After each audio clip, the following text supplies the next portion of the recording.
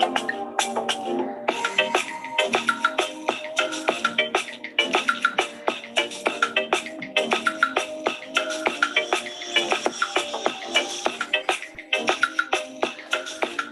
everybody. Welcome to another edition of Fix Your Plate with your host, Dr. Monique, the physician in the kitchen. I am so glad you have decided to spend a few minutes with me, and we are going to continue my book club. I'm doing a virtual book club for my best-selling book, Doc Fix My Plate, the physician in the kitchen's prescriptions for your healthy meal makeover. And we are going to be reading some more passages from this bestseller. If you don't have it, don't worry. We'll talk about how you can get it. In the meantime, I just want to welcome everyone. We are in fall. I don't know what the weather looks like outside where you are, but it's still nice where I am. So get out, enjoy some sunshine if you can. This past weekend, I was fortunate enough to go spend some time with my college young man. So that was just nice to be able to drive up for the day and go to dinner with him. So we have a treat for you. We have a treat for you this week. We are continuing Dr. Monique's favorite vegan food ABCs.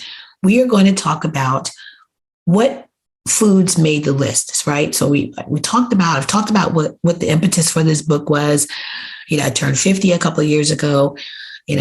Actually, today is the anniversary of my grandmother's passing back in 1996. As I do this, I'm mindful of her, as she has infused so much of what I do as far as talking to people about how they can invest in their health, one plate at a time, eat the rainbow, all this stuff that I've been saying. So this show is actually, this show is done in honor and memory of my grandmother, Hattie Louise.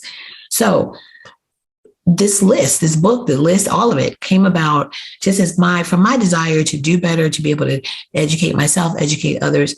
And along the way, I started writing this blog about foods I had discovered.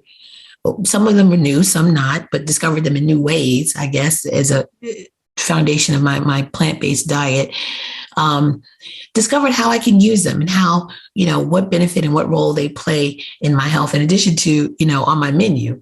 So I wrote a blog, A through Z, and these foods, these blogs are actually in the book. So there are recipes in the book. There's all kinds of chock full of goodies. You got to get your hands on a copy. They make great gifts, by the way. And but in the back of the book, I have my Dr. Monique's favorite vegan food ABC. So last time we talked about A. A was for avocado, why it made my list. And so today we're going to do B, C, and D. So B, C, and D is what we're talking about today. What foods made the list, why they made the list. And I'm going to talk about the recipe that I use them in. So we're going to get into that on the other side of the break. In the meantime, I do want to thank our sponsor, May Medical Consulting PLLC. But be sure, come back on the other side of the break, and we're going to get into what the letter B is for. Cliffhanger. Got to tune in.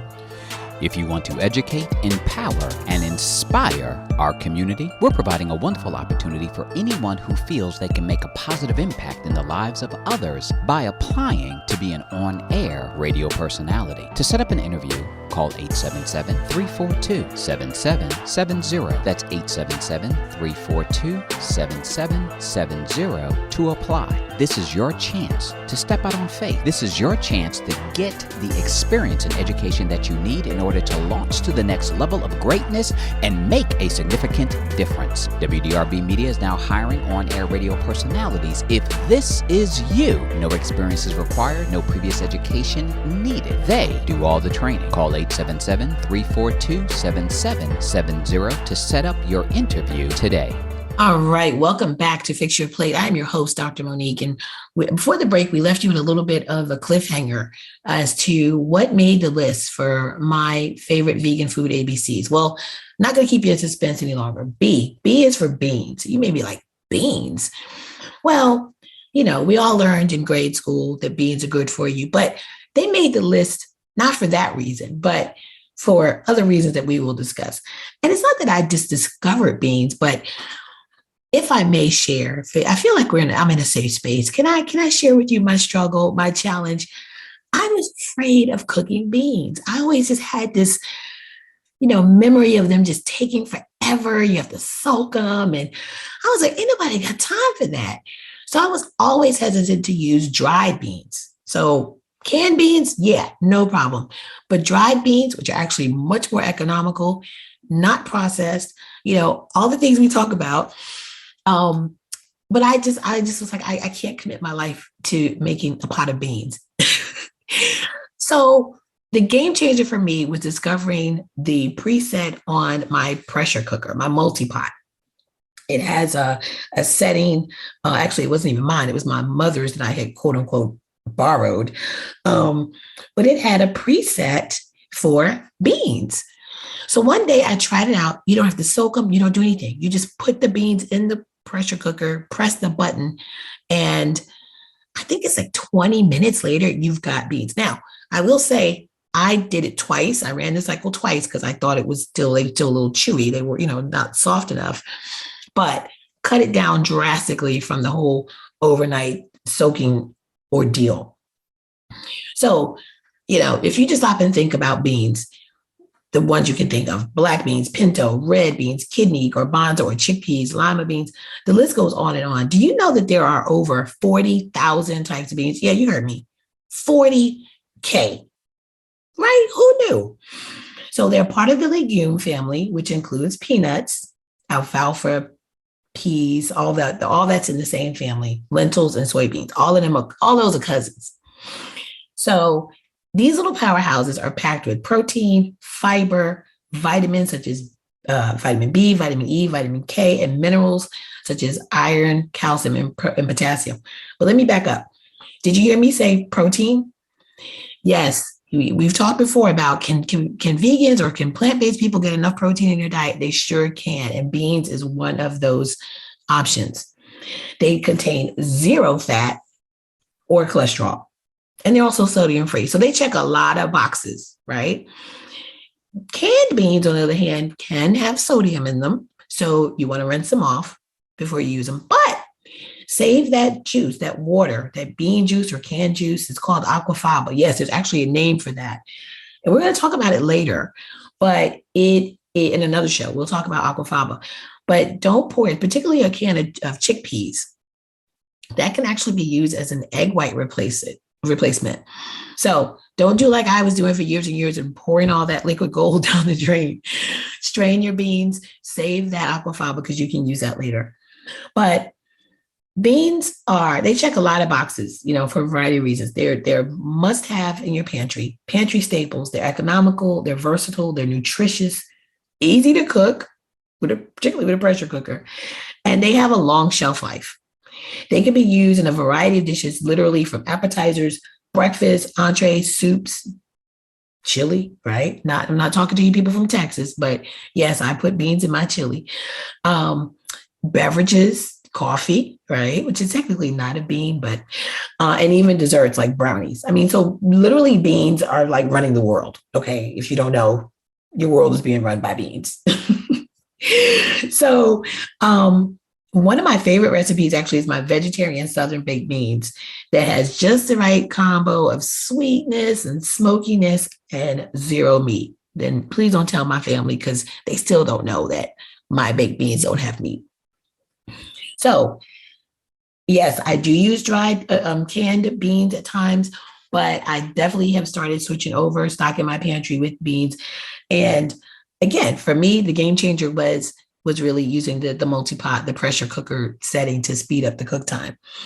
Black beans, probably, I have to give a special shout out. Those are probably my favorite because, those can be used in literally everything, from brownies to black bean burgers. They're really versatile. And in fact, I mentioned my son earlier. He still doesn't know that a pan of brownies he ate a few Christmases ago now was actually black beans. When you process them with your ingredients in a food processor, they take on this fudgy texture that just make them perfect, base for a brownie recipe. It can be flourless if you're trying to cut back on flour or carbs. So wonderful, wonderful, wonderful staple to have in your pantry. and try a combination of dried and canned to give yourself some versatility, give yourself some options. But I have to say, the recipe that changed my life, I say that a lot on here. A lot of life changing stuff happens to me. I know may sound like I'm exaggerating, but the 16 bean medley and plant-based sausage purple rice recipe. Say that fast 5 times. My 16 bean medley with plant-based sausage and purple rice recipe. I was in the grocery store one day in the bean aisle, and I saw this bag of 16. It had literally 16 beans. Lima beans, black beans, kidney beans, black eyed peas. I mean, you name it, it was full of beans. I said, this looks interesting. Let me try it. So I had some purple rice, which is basically like a brown rice, so a whole rice grain, not processed, some plant-based sausage, threw all that in my pressure cooker with some seasoning, ran it through, again, like I said, twice because the beans were still not tender enough. My son ate 2 helpings before I could even blink. And my son is an avowed meat eater. So that recipe really, really was a game changer for me and for my son. And I have to say, it really helped with my fear of cooking beans. So consider that. Take that for food for thought there. So the next letter is letter C. C is for cilantro. Now, cilantro is definitely one of my favorite herbs. I actually discovered it in Mexico years ago in the best pico de gallo I had ever had. And I have to qualify this to say pico de gallo I've had in a restaurant, because I think my pico de gallo is pretty good if I do say so myself.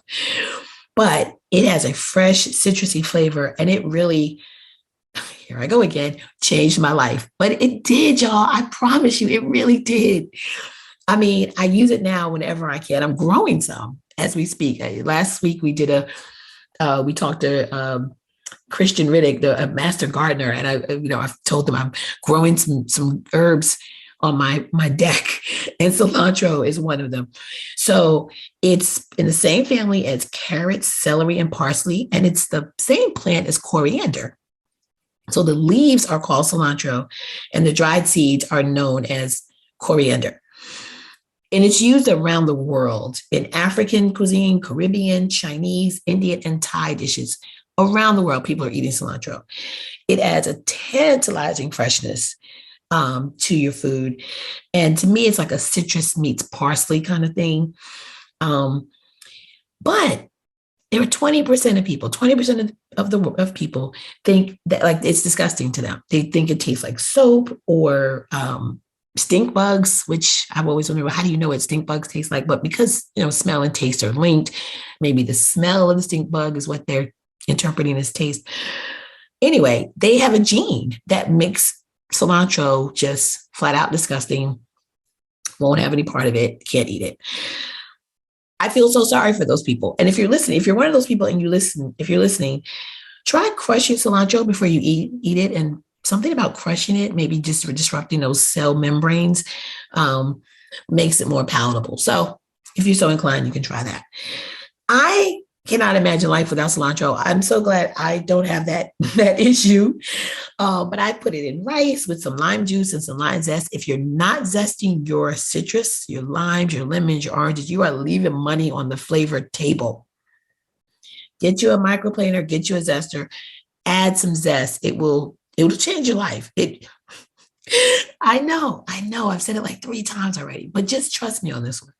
So, and we'll talk more about zest later in the series. But I use it in my rice. I put it in salsa, guacamole, Mexican inspired dishes. I even put it in waffles. I have an avocado waffle recipe in the book, of course, and it features some cilantro. I even use it in a Mexican pesto. So basically pesto is basil, some olive oil, some garlic, some Parmesan cheese, pine nuts. I have a Mexican version that I substitute the Parmesan cheese for cotija cheese, which is basically a Mexican cheese that's similar to Parmesan. And then I use cilantro and avocado instead of or along with the basil or instead of basil. Yummy, yummy, yummy, yummy. So if it's on the list, though, it can't just taste good. It's got to have health benefits. But don't worry, it has a ton of health benefits. One of them is because it's so flavorful, you may not even need to add a lot of salt to your food when you're using cilantro because you don't want to dampen that taste, right? You've got this fresh citrusy herb, so it can cut back on your salt use, which we know is good for your blood pressure. It also contains antioxidants and may be useful in preventing some forms of cancer and infections. It's essentially calorie-free, contains potassium, beta-carotene, vitamins C, A, vitamin K, and small amounts of folate, which is good for preventing birth defects. And, it may not be a coincidence, but cilantro just happens to go very well with the first two items on my list. A was for avocado, B was for beans, and now we have cilantro. We pretty much got a meal going here. So, in fact, I was cleaning out my refrigerator one day, and I was like, you know what? I'm going to make something with what I've got in my refrigerator. I'm not buying anything else. And it just so happens that I had some cherry tomatoes, some red onion, some red and green bell peppers, jalapeno peppers, corn, black beans, lime juice, and of course, cilantro. Literally chopped all that up, put it in a bowl, some tortilla chips. Y'all, I almost ate it all in one sitting. Like the struggle was real not to eat it all in one sitting. But even if I had of eaten it all, it's all vegetables. So, and fruits, tomato, technically fruit, peppers, technically are fruit. So the point is, you almost can't overdose on something like that. So recipe is in the book. When you try it, you're welcome. I'm just going to tell you that in advance. So we've done A, we've done B. On the other side of this commercial break, we are going to talk about what I chose for D. So we're going to take a quick break. See you on the other side. Thank you for listening. Hi, everyone. This is Miss Divine of Divine Touch Multimedia, letting you know that I got your back. If you're out there and you're looking for a photo shoot, if you're looking for someone to capture your event, if you're looking for someone to obtain the essence of your special day or your occasion, make sure you contact us at Divine Touch Multimedia at 980-220-2424. That's 980-220-2424. Our work speaks for itself. We have trained professionals in the industry of professional photography, videography, graphic designs, and video editing. Be sure to check out our website at www.divinetouchmultimedia. That's DIVINETouchmultimedia.com. Also, be sure to follow us on Facebook at Divine Touch Multimedia LLC and on Instagram at Divine Touch Multimedia.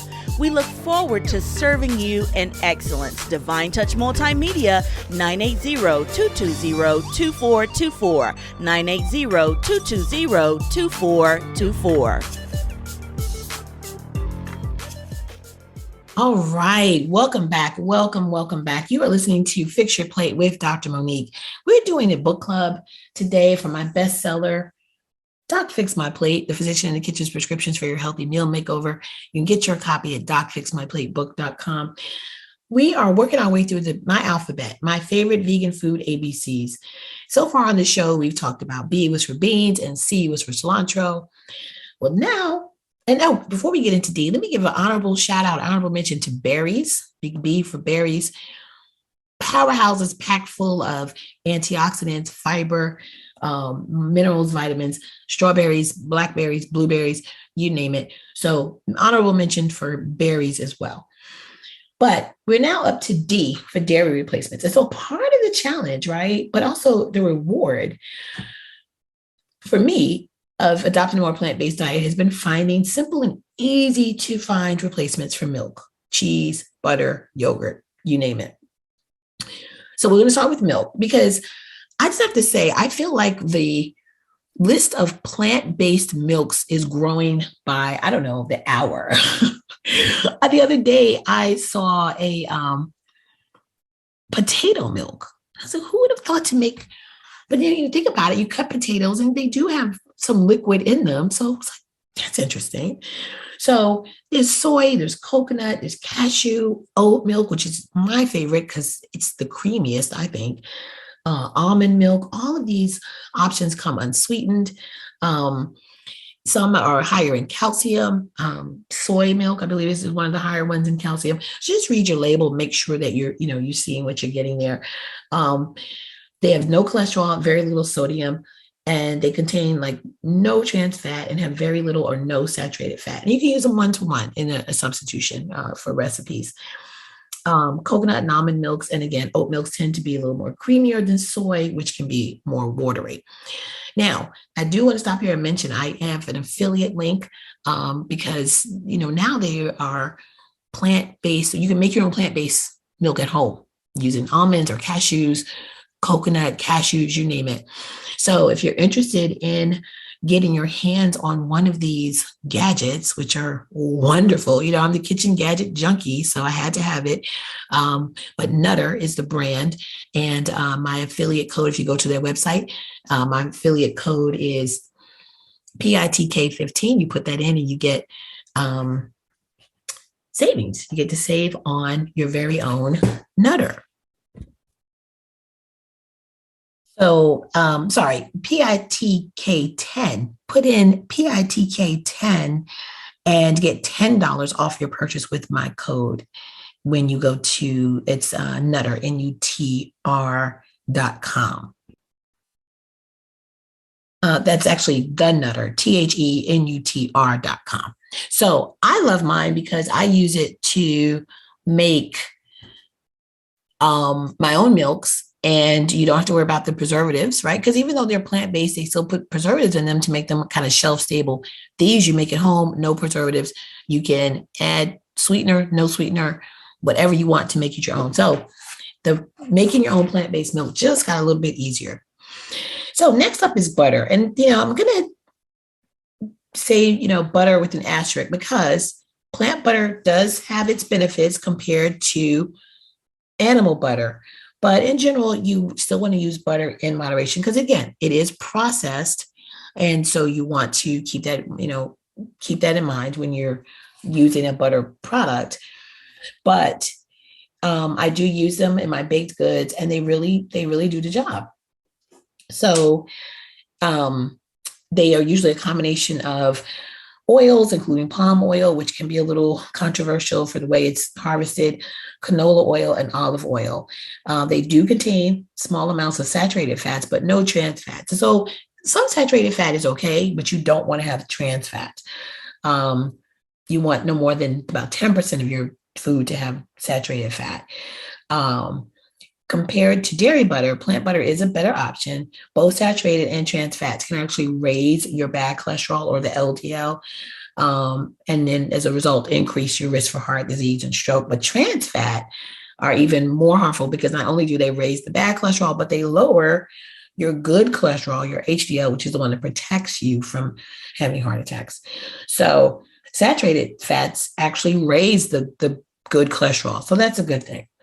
So, and the plant butters are cholesterol free, but again, all in moderation. And I do talk about a little bit more in the book about butter, but that is one of the ones that I found that I was like, I found a brand, I like it. And when I needed it, I have it. So cheese.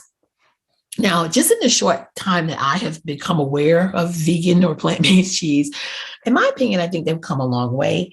They kind of have a reputation for being bland or not having the ability to melt, right? Because think about it. You think of a grilled cheese sandwich, you cut it, you pull it apart, you want that cheesiness, your mac and cheese, you want it to be cheesy and stringy. Plant-based cheeses can sometimes struggle in this area, but I have found a brand, Violife. I'm not a paid endorser, just my personal experience. Tends to be lower in salt than some of the other brands. I've talked about my high blood pressure and how I'm really on the lookout for, sodium on labels. So they do tend to have a lower amount of sodium than other brands.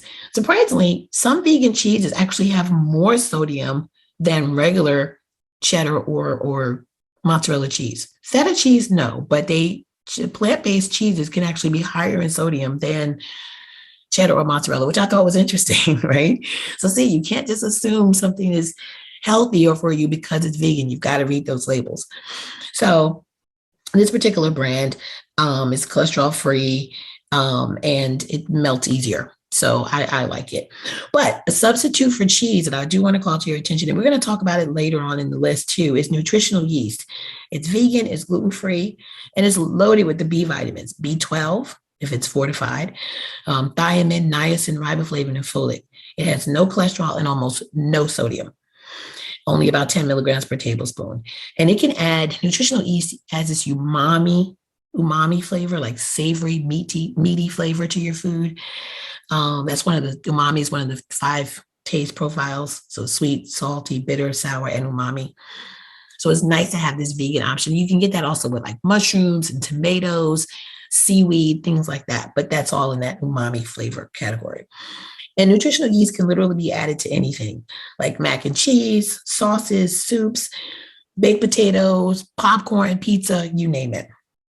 So it's in my repertoire and I use it quite often. And last, we're going to wrap up with yogurt. So in the book, I talk about Greek yogurt. It's more vegetarian because it's made with goat's milk. But since I've written this book, and this book just came out earlier this year, so things change, right? As we learn and grow, things evolve. So I actually have found some plant-based yogurts made with like soy or coconut milk, and they're good. They're really good. So I use them in my handful smoothie. So that's one of my recipes in the book.